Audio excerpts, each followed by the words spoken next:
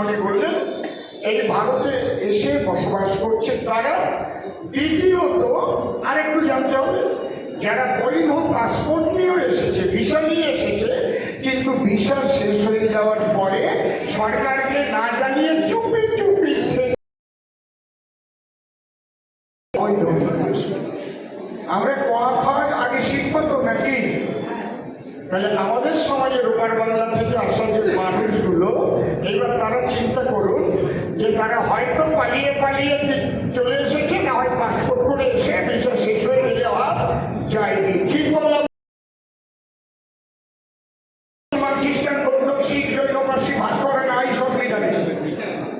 হিন্দু হলে অবৈধ অনুপ্রবেশকারী, মুসলিম হলে অবৈধ অনুপ্রবেশকারী, শিখ হলে অবৈধ অনুপ্রবেশকারী। জিনিসটা আইনটাকে ভালো করে বুঝতে হবে।